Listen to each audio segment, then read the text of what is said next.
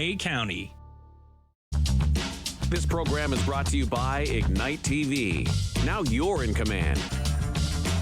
Visit Rogers.com for more details.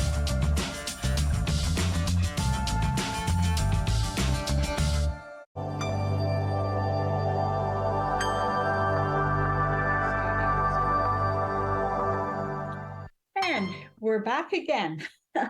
Welcome to Third Eye View. I'm Lynn Stevenson, and my guest tonight or today is Dr. Colette Harman, who is a naturopath doctor.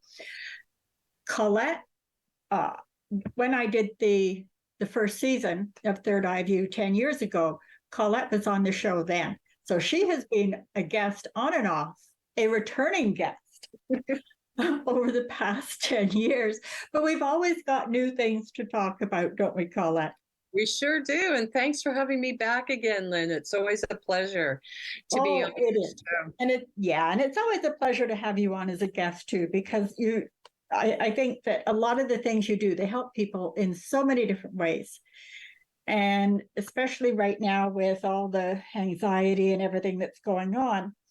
But first of all, one of the things that you mentioned when I first came on was that right now the new moon is in Leo. Yeah. So I'm going to let you explain. Well, it's interesting. I have always been fascinated with astrology for 40 or 50 years now. Like I was 2 when I got interested.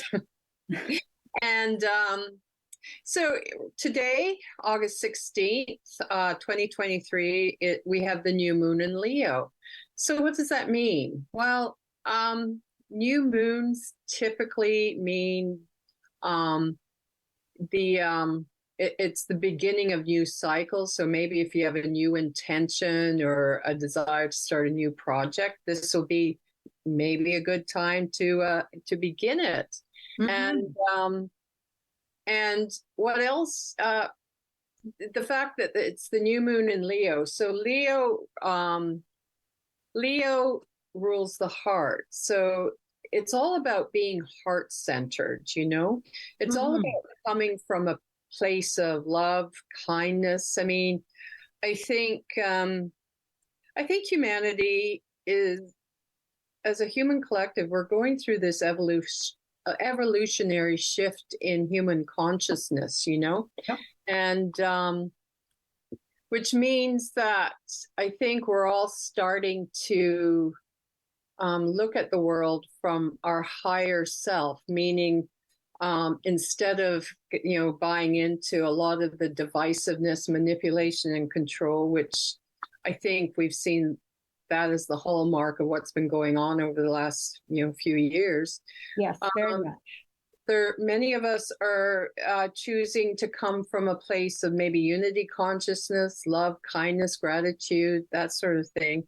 So new moon in Leo, and it was just after what we call the Lion's Gate. So the Lion's Gate is August the 8th every year, and it apparently, according to certain spiritual followers or people in astrology, it's a very powerful time, a powerful portal where a lot of one can sort of how can I describe it? It's a time of increased awareness. Awareness, yes, and we can use that to our advantage. I mean, this month is an interesting month because we're going to have 2 full moons, right? We had a full moon August 1st, and we're going to have another one August 31st, which is, the typically called the blue moon when you have the second full moon in the month. Hang on. Before you go any farther, I need to explain something. When we taped this show, because by the time the show is actually aired, we're going to be into October. So as we're doing this today, we are in August. So a lot of the stuff that we're saying, that we're talking about, will have already affected you. But this way, at least you'll understand why you were feeling the way you were back in August. Yeah. And it may open up a few doors. It may twig a few things. Yes. Right. So I guess the whole point is to really come from the heart. If anything, I would say that's the message for this day and age, is to come from the heart, be heart centered, how do you show kindness? I mean, how do you show love, and I once saw this meme on Facebook, the font of all wisdom and knowledge, and it said that showing kindness is just showing love with its work boots on, right? And I mean, everybody, we think, how, show love, that's so airy fairy hippy dippy, but a manifestation of that is just kindness, being pleasant to the cashier at the grocery store, or the bank teller, just maybe acknowledging someone passing you by on the street with a smile, opening a door for someone, just saying a kind word. It doesn't take much to do that. It really doesn't, No. And complimenting people, if you see another woman and she has a dress or shoes or purse that it looks really good on her or is really nice, don't be afraid to speak up and say, gee, that looks really nice on you, because you don't know what kind of day she's had. And just that few seconds that it takes to give a compliment, to empower not just another woman, but even a man, but to empower another person, it can make all the difference in the world to them. It can just change their whole perspective of that day. Absolutely. And, I think we're all quite aware that there's a lot of darkness that's coming up into the open in the world these days. I mean, a lot of people, and I see this with my patients, they despair that the world is going to hell in a handbasket. Yeah. And I would say, on the contrary, what is happening is all this darkness that has always been there. It's now coming up to the surface into the light of day, where it can be, darkness can exist in light.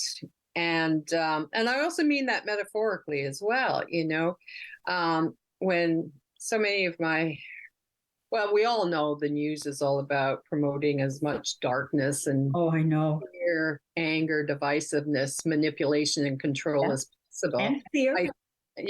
Fear for sure. And again, I think it's fair to say it's been a long time since we've ever gotten, fair and balanced reporting from the mainstream media. But, so many people despair of what's going on in the world. And I said, why focus on something you have absolutely no control over? What you do have control over is your own attitude, your own, I mean, you understand this, but I believe, we are all energetic beings, and,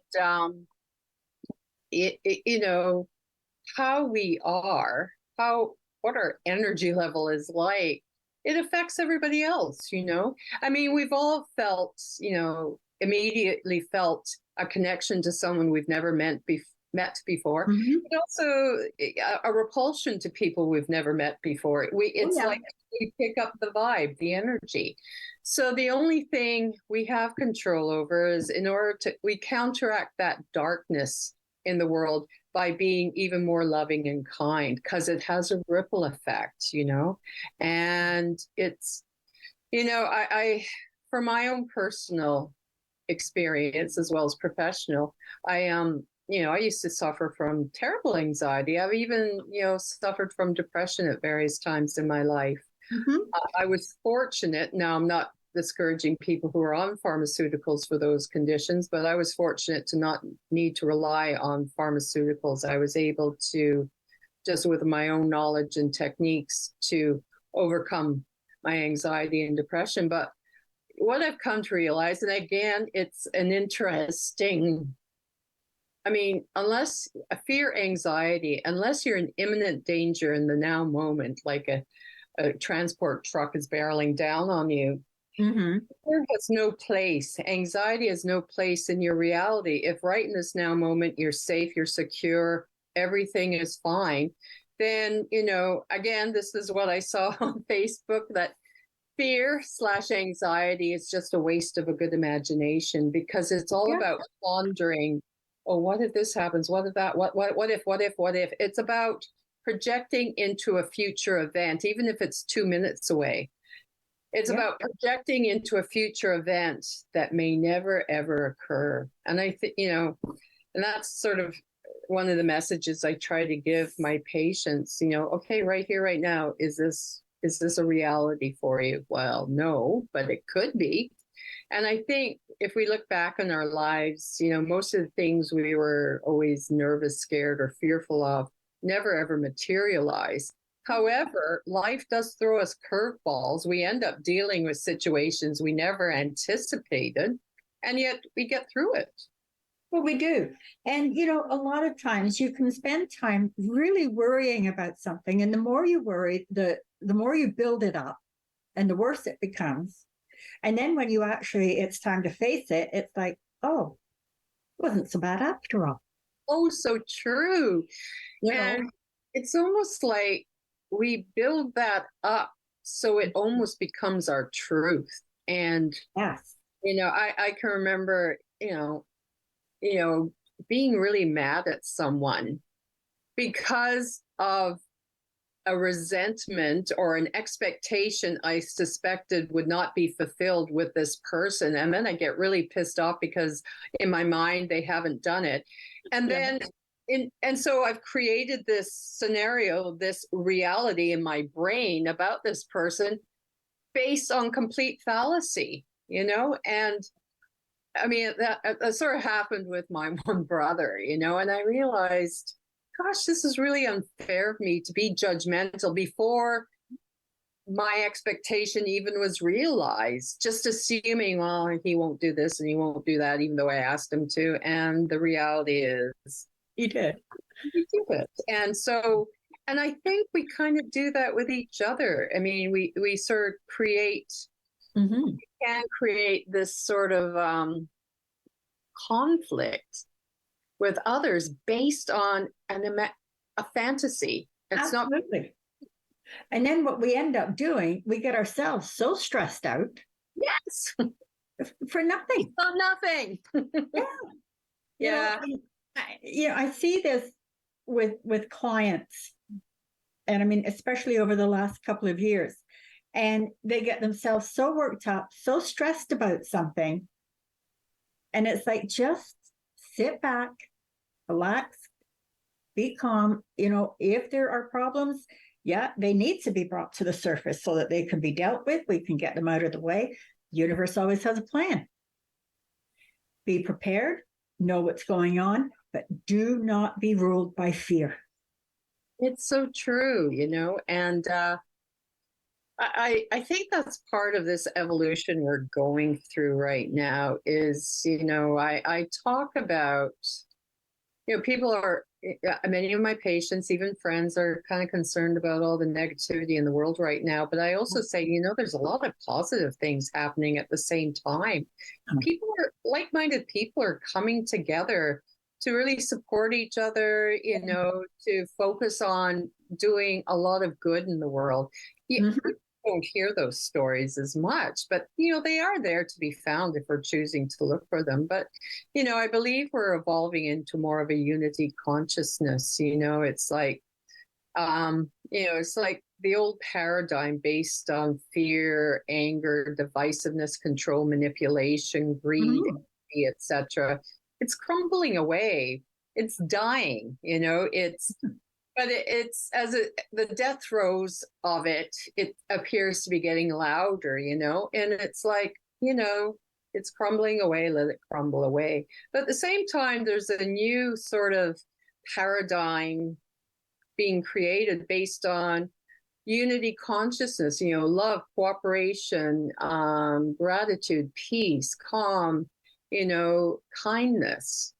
And it's empathy. And I think when we have a choice, focus on being compassionate and empathetic to people you assume are your enemies or your critics.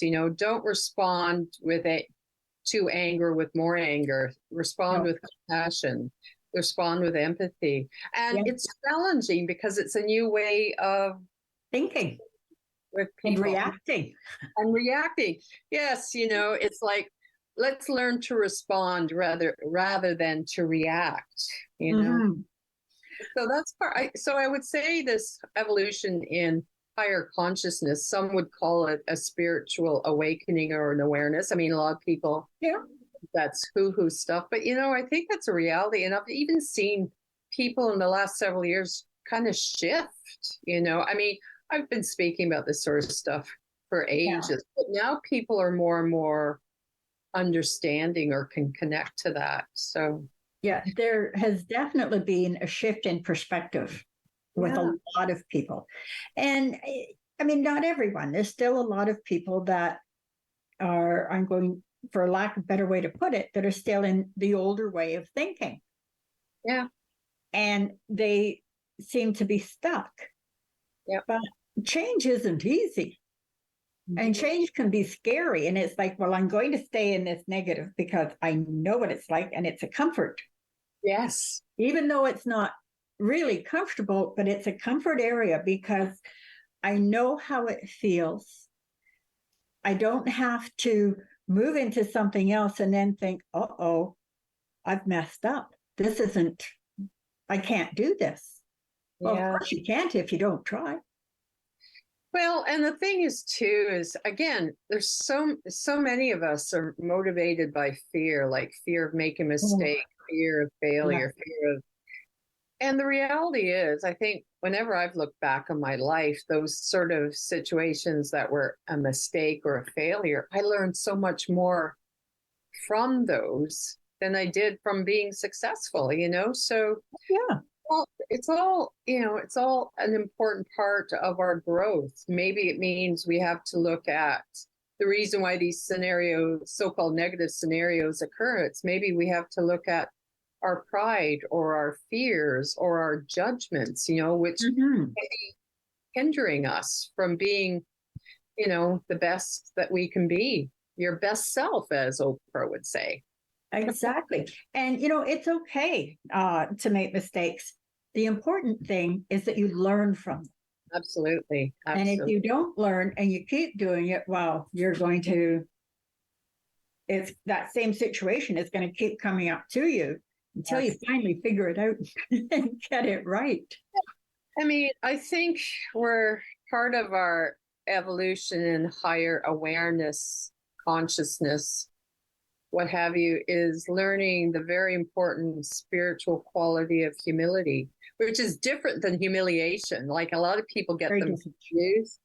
And humility is all about the release of ego and of pride. And it's all about acknowledging when you've made a mistake and trying to make amends for that.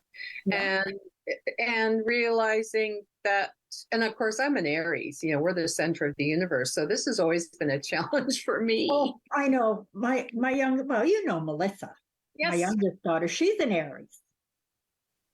And yeah, I know I know all about Aries.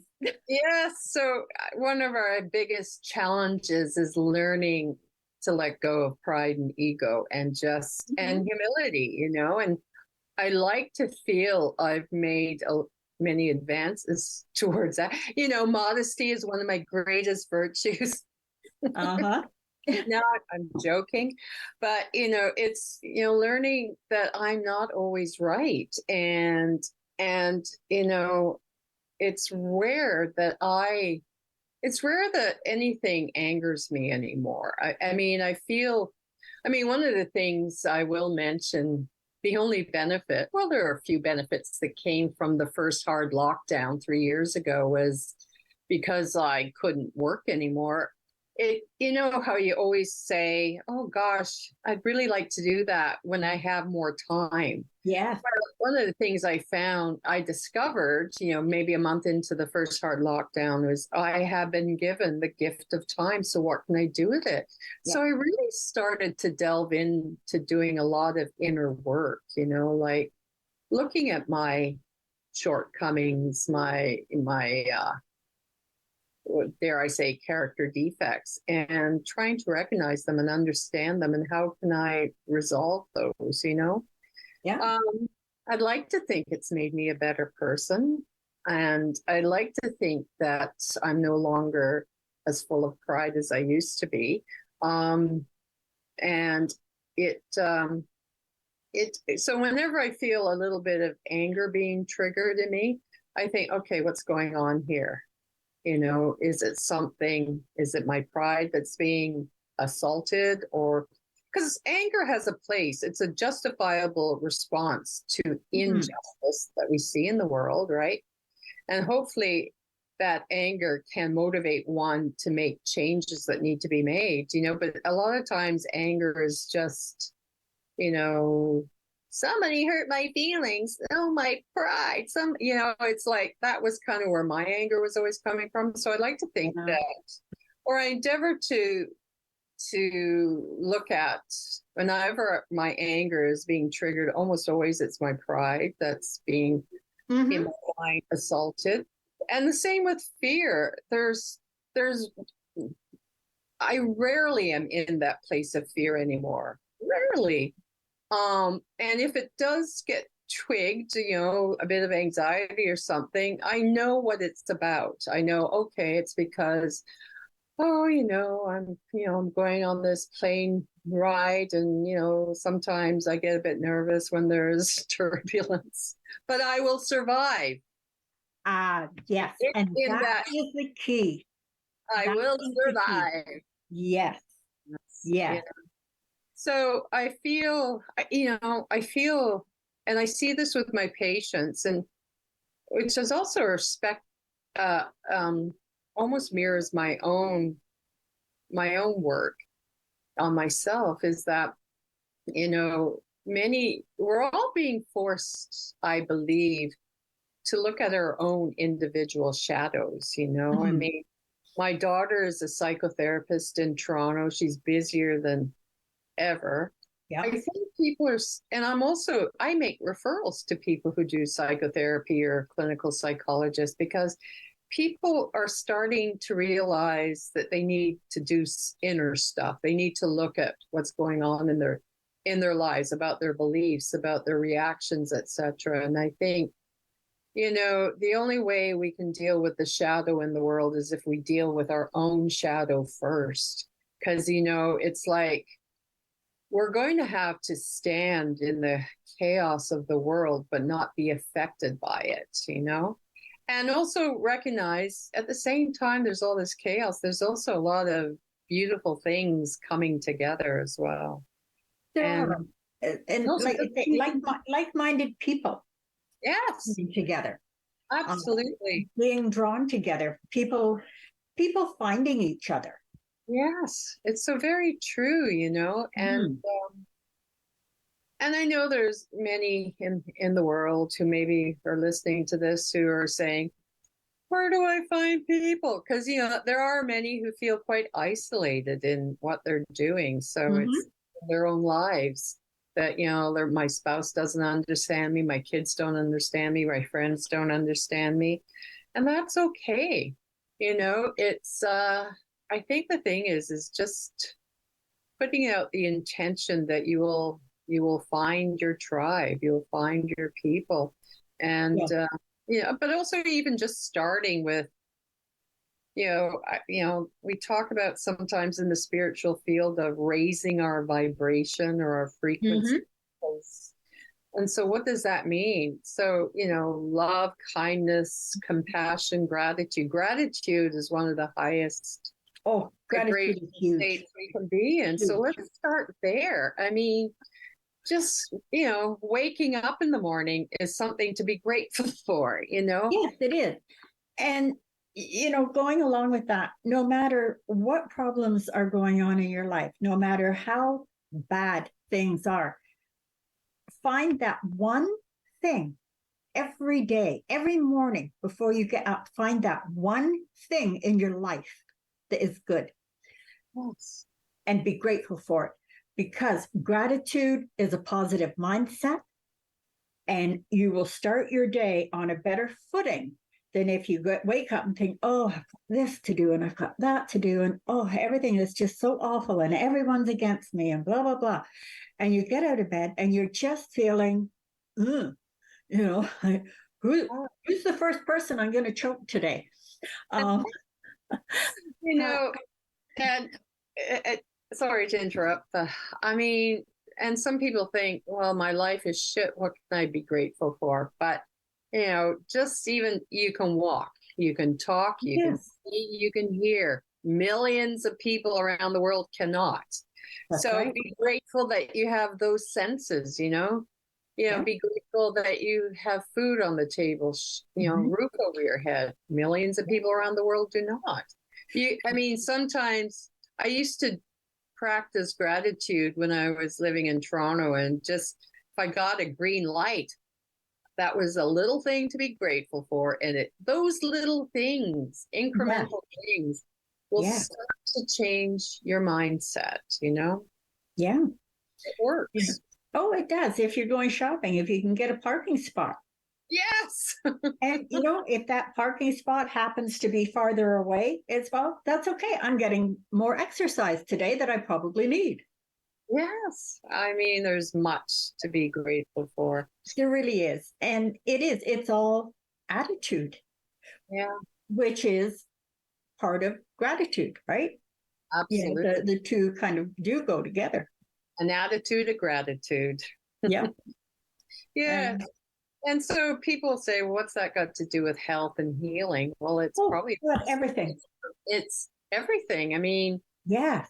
I come from a holistic perspective as a naturopathic doctor, and it's funny. It's only in the last year or two that So the thing with a holistic perspective is we recognize that health and healing happens on the physical, the mental, the emotional, and the spiritual level.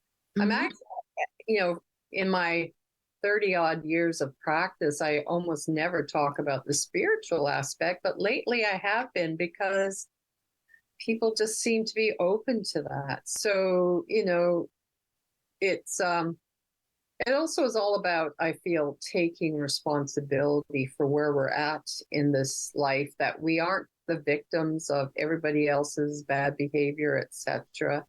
We almost inevitably have a part to play. Again, I would make the exception when there's violence in your life. You've got to get out of that. Yes. That is your total responsibility, is to get out of that in whatever way you can. However, everything else, we do play a part in, and when being angry with how somebody treated you at the restaurant or the bank or what have you is, well, what attitude did you present, when you, as before this interaction was initiated? And that's, again, where humility comes in, right? It's like, well, it is. What do I own in this conflict here? And two, you don't know what kind of day that person's had. Exactly. So, and that's where compassion comes in, right? That's right. Plus, you don't know what their life is like. Exactly. So just to even, not to react, but to respond with kindness. So I say that because a lot of, people I see are dealing with anxiety, irritability, discontent.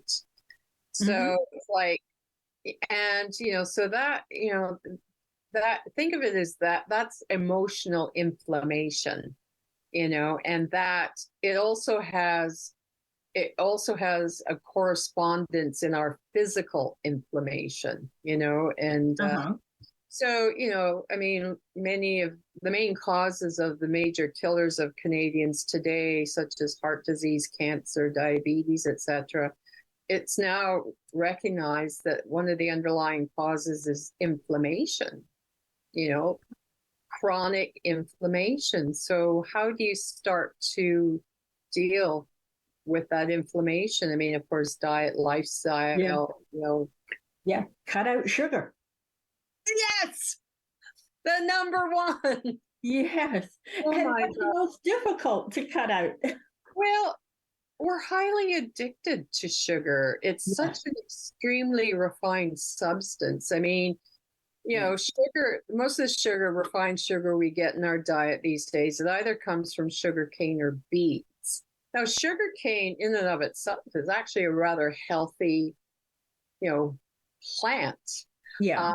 Beets are a rather healthy plant in and of itself, right? So the foods it comes from are healthy, but when you refine out all the nutrients, the goodness, etc., you're left with then distilled product that's highly addictive and will kill. Like sugar will kill us. I mean, slowly, maybe not as much as like alcohol will or whatever your drug of choice is, but sugar does kill. Yeah. So, if you're, I just got back from holiday for the past week and a bit. And when I'm on holiday, the stress of trying to eat healthily takes away the enjoyment. So really, I eat whatever's available. I mean, within reason. But I do know my sugar intake almost always increases. Like, I don't really have sugar in my diet, but when I do, I love it. But what I do notice after several days of having sugar is all my aches and pains come back. I mean, I'm no spring chicken. So it, I find, my knees hurt a little bit as I go up and down the stairs. My fingers and wrists get sore, as I'm doing my texting. Yeah. And everything. All the aches and pains come back. Even my mood starts to shift. I may be a bit more susceptible to irritability, depression, or anxiety. So it's, I truly focus on trying to eliminate the most common pro-inflammatory foods as possible. And unfortunately, that also includes wheat, which is, again, another staple of our diet. Well, Colette, we're going to take a short break. And when we get back, let's talk about wheat and our diet. But I also want to talk about this new law that they're trying to get rid of natural products off of our shelves. That, I think, is a big thing. So don't go away, and we'll be back very soon.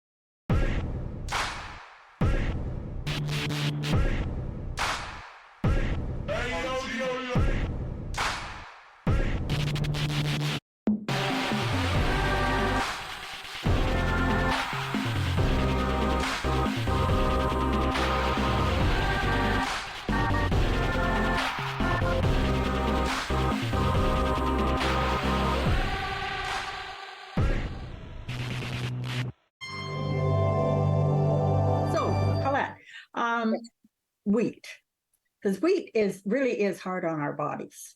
It sure is. Many reasons for that. I started my practice about 35 years ago. The most common inflammatory foods I kind of focused on was sugar and dairy, and then secondarily wheat. But I would say in the last many years, well, first off, wheat, the grain we call wheat, is quite different than the original grain that was cultivated maybe a couple of hundred years ago to make bread and that. So, and through a technique called hybridization, which is about manipulating the different genes of different grains of wheat in order to increase the gluten content. So we have these nice, fluffy white breads that everybody loves to consume. What has happened is our ability to kind of digest, metabolize that gluten, which is in some cases almost 40% more than the original grain itself, that has caused a problem with many people. I mean, there are some that, poo that whole gluten sensitivity, which is different than a gluten allergy, which is also known as celiac disease. I mean, people absolutely cannot have gluten in their diet without having horrible symptoms. But there's a lot of us, and I include myself in that category, who have developed kind of a sensitivity or intolerance, not an actual allergy, but an intolerance to consuming wheat, and result in a lot of digestive issues, excessive bloating, reflux, flatulence,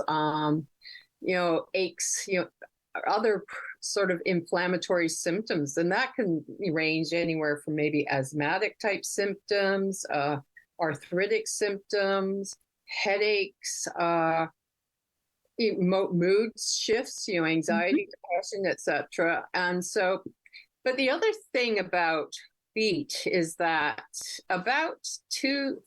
so any sort of farmer who raises wheat, one of the biggest concerns when it comes to harvesting is if the wheat gets wet, because then it invites the growth of molds, and then basically it destroys that food. So I think it was in about 2006, 2007, farmers started to spray their wheat fields with glyphosate because it's a desiccant. It dries the grain very quickly so it can be easily harvested, and it prevents this mold formation.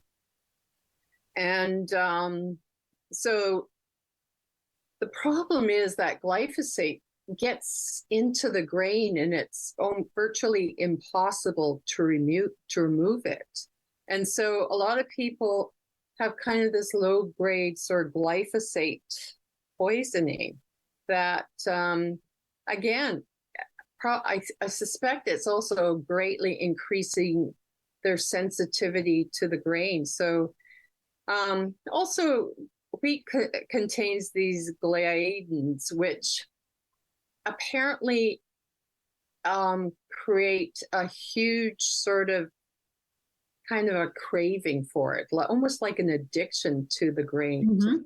So here we have two foods that people are highly addicted to: sugar and wheat. And again, so where's wheat? I mean, breads, crackers, pastas, all these foods, pizzas, but so just about everything we consume in our culture is either laden with sugar and or wheat, and it's, these days, I also tell people, maybe reduce your intake of dairy, at least milk and yogurt. And that's because a lot of people have a sensitivity to both the sugar, the lactose in dairy, but also the casein, the protein component of dairy. So some of the best, if you're going to have dairy, butter is always better. Yeah. If you need cream in your coffee, as I do, go for the full fat stuff, 35% fat, because both of those, and your consumption of that on a day-to-day basis is usually much lower than the amount of milk and or yogurt you would consume. So I know, and then a lot of people say, what about Greek yogurt? Well, it's still dairy, right? Yeah. There are some people who tolerate small amounts of dairy very well. But many don't. And again, it causes inflammation. So if you're dealing with any kind of chronic illness, chances are inflammation underlies it. And that includes even hormonal fluctuations with women, going through, or boys and girls going through puberty, but girls and women going through menopause. yeah, well, PMS and menopause, Yeah. pregnancy, even. So a lot of those sort of symptoms we associate with hormones. I mean, I hate when we blame hormones for everything, because it leaves us in a place where we're helpless when it comes to our hormones. Well, it's not true. There's lots we can No. do to improve our hormone health by first addressing diet. Yeah. Lots of vegetables, drinking lots of water, So so wheat, I mean, the food industry, the agribusiness has created all these foods, because there was a time, maybe 100 years ago, when people were malnourished, and the focus of the food industry was to just get as many calories into people as possible. We Mhm. fell to the extreme, and the agribusiness, food business, is a major economy, business in It our is. economy, and I don't think it's improved our health. Yeah. Now, don't you find though, too, that there's a lot more chemicals in our food? I not only in our food, in our air, and our water. I mean, Everything. are we really are living in this sort of toxic soup, this chemical soup. I mean, I can't control what's in my air. I No, have to no. leave it. I can't control what's in my water. I mean, I could, install a reverse osmosis system so the water I drink has all of that filtered out. But Mhm. and you're right. If processed foods are going to kill us because Oh, of all the chemicals put in them. And what was it I heard from? This is okay. This is quite bizarre, but apparently, whenever they have to dig up bodies, which yeah. exhumed bodies, which happens every so often, a lot of these bodies are being preserved much longer, even with Yes. embalming fluids, than expected. And it's the supposition is it's maybe because of all the preservatives that That's we're in our food. doing. It's preserving us. Oh, yeah. And it makes sense, Colette. Yeah, I mean, that could be sort of urban legend, but it is something I often wonder about. And but so I think I try to encourage people, try to eat foods that are as unprocessed and as close to the source as possible. I mean, we're fortunate we live in a rural area, because sometimes we can buy meat or poultry, fish, eggs, etc., from the farmers who are raising healthy cattle, and seeing if or healthy animals. I mean, Mhm. I'm not a vegan. I'm a carnivore. Me Vegan, too. the vegan approach to eating can be very healthy for a very, very, very small percentage of the population. Most of us need some form, I believe, some form of animal protein. And I was vegetarian vegan for a few years and thrived on it until I didn't. And it's like, my my gateway meat was bacon and hot dogs. It's like I passed by this hot dog cart, and it was, I think, at the CNE in Toronto. Mm-hmm. Suddenly my craving for that meat, because it smelled so good, I broke my meat abstinence by eating a hot dog. And then I felt so much better. Huh. So I find, for me, I have to have some animal protein in my diet, and I do. I have vegan friends who would disagree with me on that, but this is my experience with others. Yeah, and we're all different too. But we go to a butcher's. We go to a butcher's to get our meat Yeah, because we know where it's coming from. exactly. I mean, as I said, we're fortunate in a rural community. We can source these things Yes. directly, as Yeah. opposed to living in a city and what have you. But Oh, yeah. And where we live, the Amish, well, they've just opened another new store. Really? Just around the corner on the Burby side road. They're open, I think, Thursday, Friday, and do they open Wednesday? I can't remember. I don't think they're open Wednesday, but Thursday, Friday, Saturday. And Friday afternoon, they start putting some of their baking out. And Saturday morning, and they've got pies, and it's all homemade, right? There's pie, and their bread. There's no preservatives in it. Mm-hmm. And it's great. And we can get little tiny loaves as well. So it works well for Russ and I, because we don't eat a lot of bread. Yeah. But obviously it's seasonal, but they've got fruit, they've got veg. And you know where it's coming from. You know that it's not sprayed with a whole load of chemicals. Yeah, it's funny you say that. So there is a farmer in the area who they grow organic spelt and rye, and she grind every 2 weeks. She bakes these loaves. She makes a sourdough bread made with organic spelt and rye. And I often refer my patients to her because, she grinds the grains into flour virtually the night before she makes the bread. I mean, you can't get more fresh than that. It is locally sourced, and,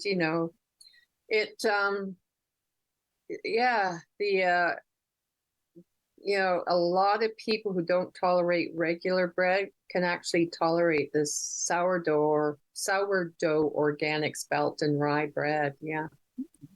And again, that's local too. Yeah. Can you tell us where they are? Oh, yeah. I can even give you her contact information.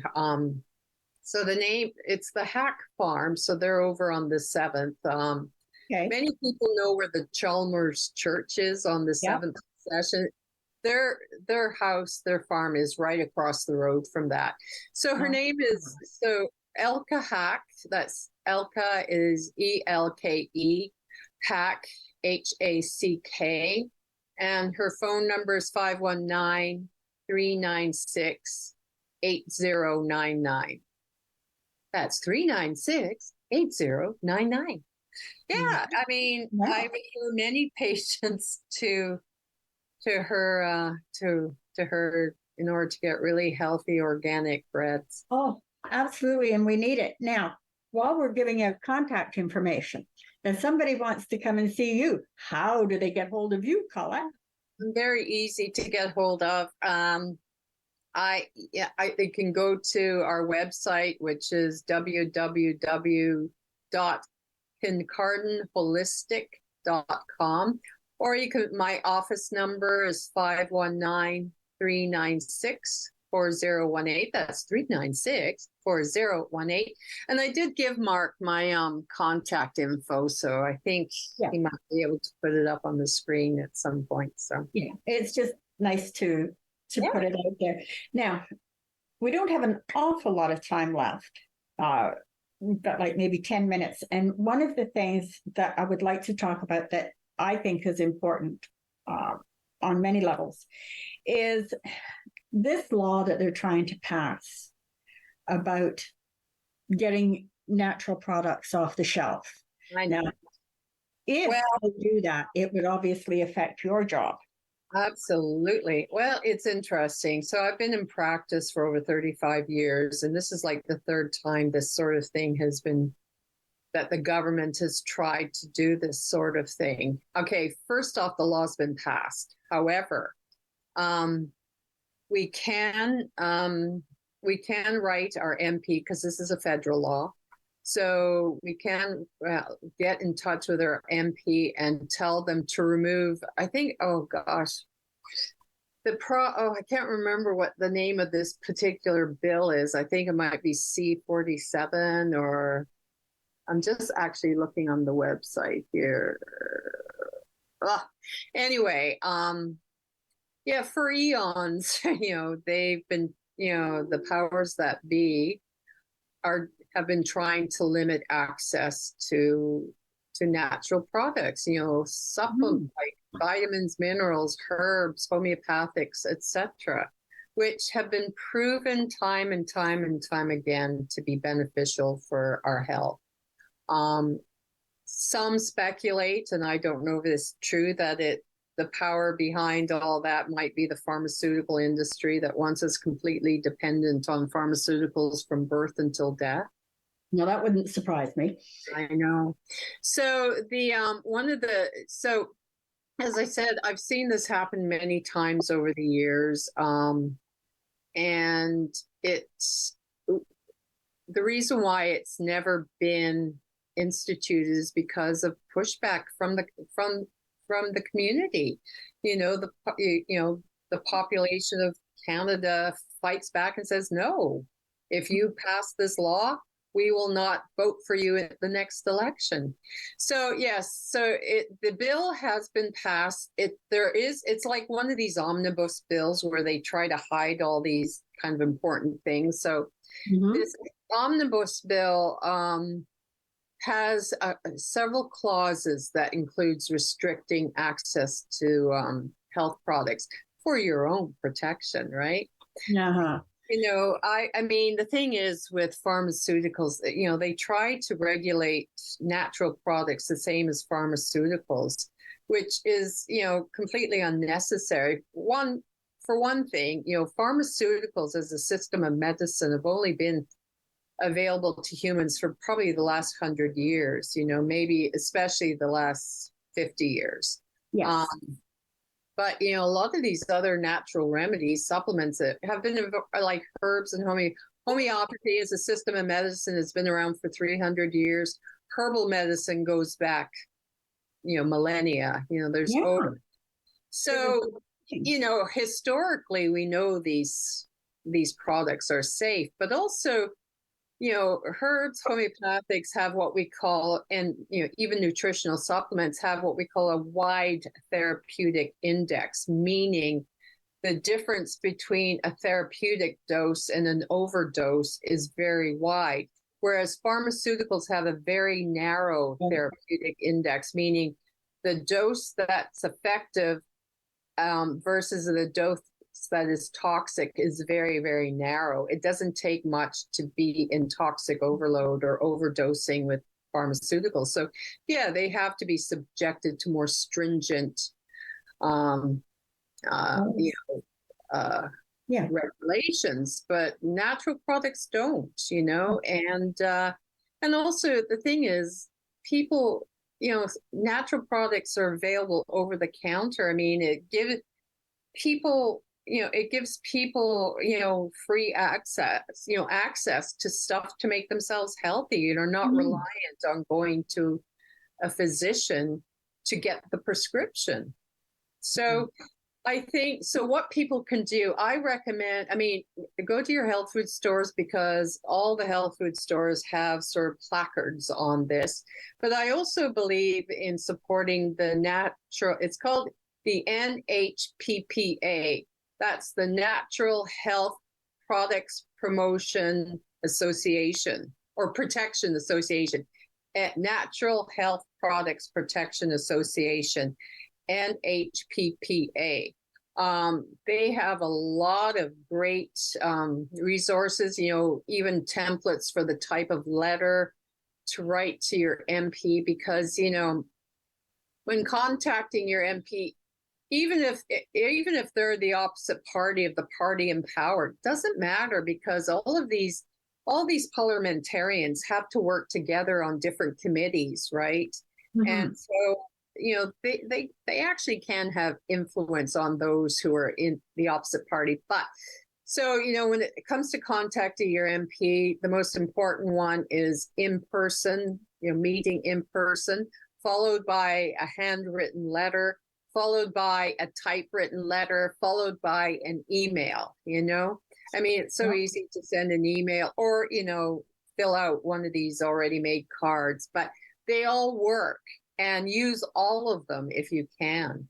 And the sad thing is, my actual profession is, like, I can remember 20 years ago when this same thing came about, my profession sent sort of an information packet to to the MPs to help them understand why we need to protect access to natural health products.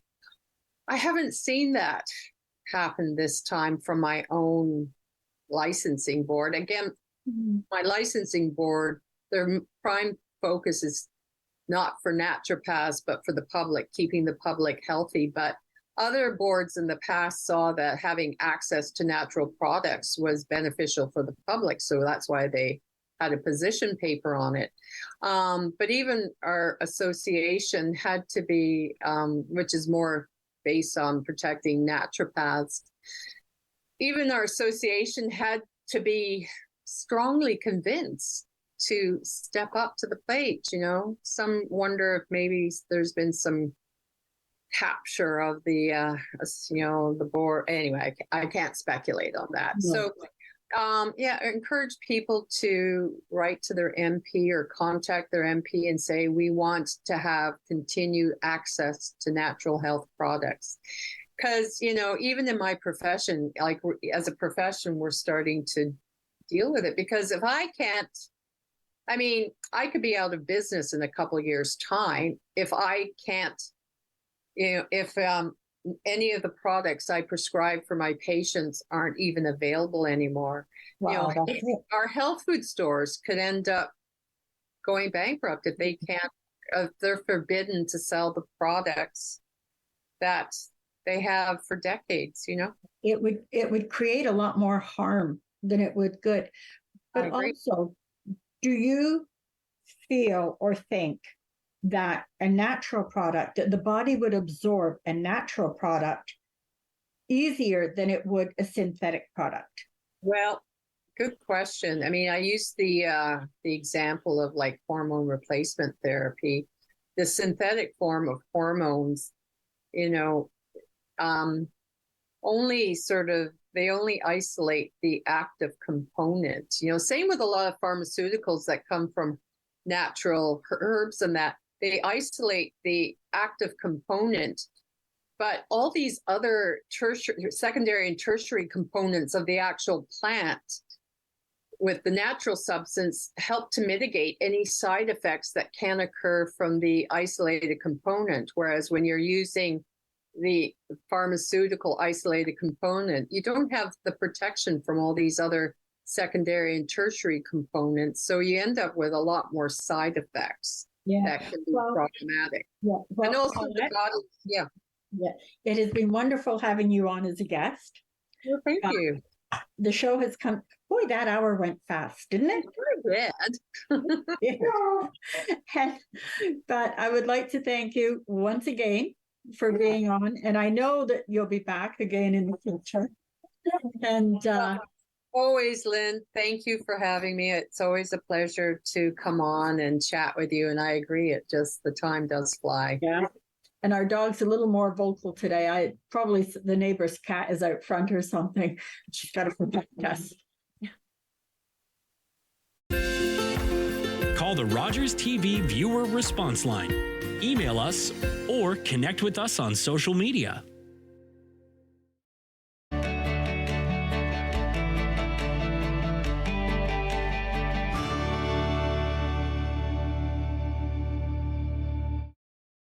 These days at your local Legion, we're marching to the beat of a different drum. On a mission to support veterans, to have fun, and to welcome everyone to our ranks. You don't have to be a veteran to join the Legion. And as a member, you'll join thousands of others serving our veterans, our communities, and our country. Oh yeah, and our Member Perks program will save you thousands on shopping, dining, products, and services across the country. Join us at legion.ca.